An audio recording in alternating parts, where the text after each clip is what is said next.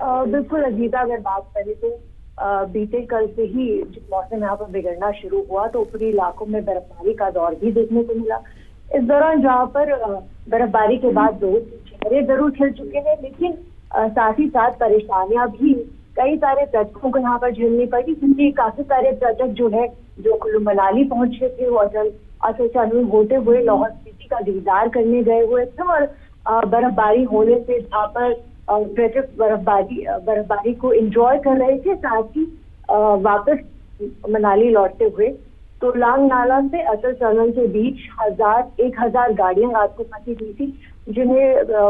जो मनाली पुलिस है उसकी टीम ने यहाँ पर रात को रेस्क्यू किया है, और 700 से अधिक वाहनों को रात को ही रेस्क्यू कर लिया गया था। साथ ही साथ क्योंकि बार बार जिस तरीके से प्रशासन लोगों को इत्तला कर रहा था कि अब मौसम बिगड़ने वाला है, इस दौरान सड़कों पर फिसलन बढ़ जाएगी, और कई सारे ऐसे मामले कल सामने भी देखने को मिले, जहाँ पर अभी मैं लाहौल स्पीति की बात करूँ तो वहां पर भी सड़कों पर फिसलन बढ़ने से यहाँ पर गाड़ियां फिसलने लगी। काफी सारी ऐसी तस्वीरें सामने आई जहाँ पर पुलिस प्रशासन के द्वारा इन वाहनों को जो है यहाँ पर सेफली रेस्क्यू किया गया और मनाली भेजा गया, क्योंकि जिस तरीके से अभी मौसम विभाग की अगर बात करें तो अगले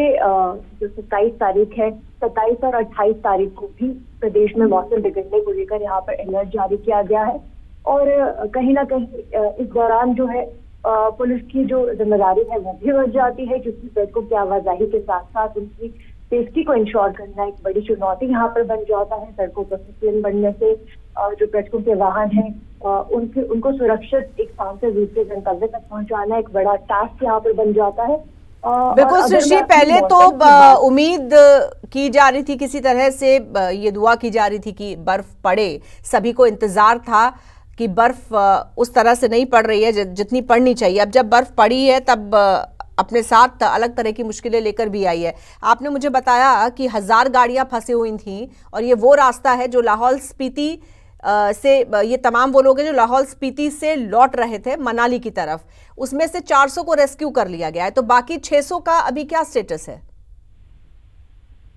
बिल्कुल अनीता, अगर बात करें तो 700 गाड़ियों को रात को ही रेस्क्यू कर लिया गया था। हालांकि क्योंकि फिसलन सड़कों पर बहुत ज्यादा रहती है, इसलिए पुलिस के लिए भी एक बड़ी चुनौती यहाँ पर बन जाता है कि धीरे धीरे इन गाड़ियों को सही तरीके से मनाली पहुंचाया जाए, और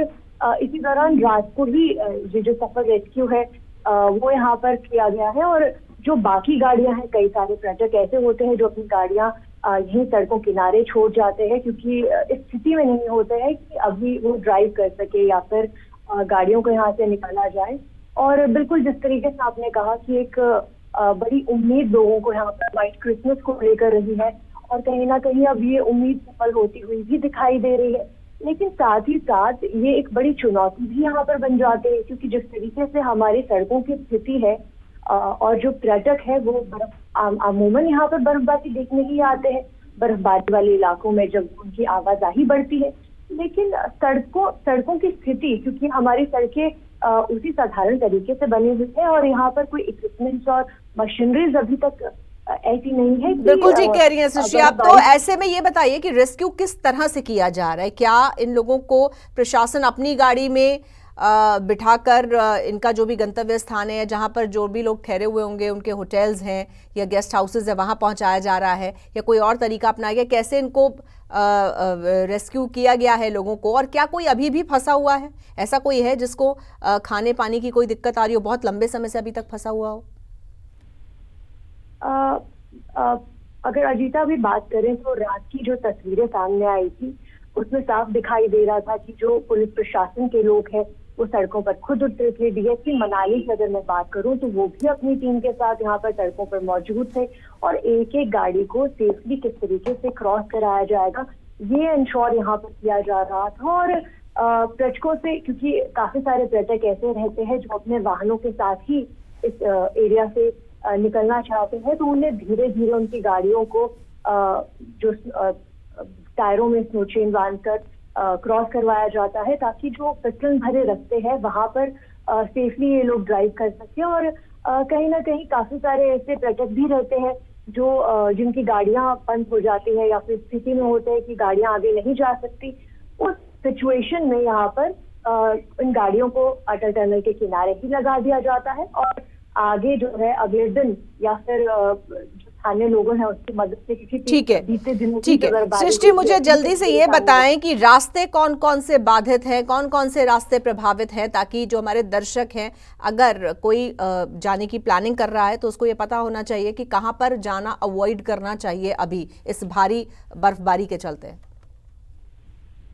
जिस तरीके से कल अभी बर्फबारी हुई है और अभी जो मौसम की स्थिति है हालांकि वो सामान्य बनी हुई है, लेकिन आगामी अभी 28 तारीख तक कहीं ना कहीं जो अलर्ट की स्थिति बनी हुई है, इसके दौरान यहाँ पर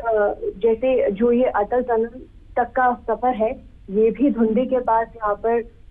सड़कों पर बर्फ की जो पतली चादर है वो यहाँ पर देखने को मिलती है और इसलिए यहाँ पर भी अब प्रशासन के द्वारा सिर्फ 4x4 वाहनों को ही जो लाहौल स्पीति की ओर है जाने के लिए अनुमति दी जाएगी। और लाहौल स्पीति की अगर मैं बात करूं तो लाहौल स्पीति में भी क्योंकि बर्फबारी अब हो चुकी है और आगामी दिनों में भी बर्फबारी का जिस तरीके से अब यहाँ पर अनुमान जताया गया है, तो लाहौल स्पीति प्रशासन के द्वारा भी लोगों को अब आगे जो सड़कें हैं स्पीति की ओर जाने वाली सड़कें हैं उन पर जाने के लिए अब पूरे तरीके से मनाही है और कहीं ना कहीं तीसू तक ही जो पर्यटक है वो जा पाएंगे और वो भी उस स्थिति में जब मौसम थोड़ा सा बेहतरीन हो जाएगा।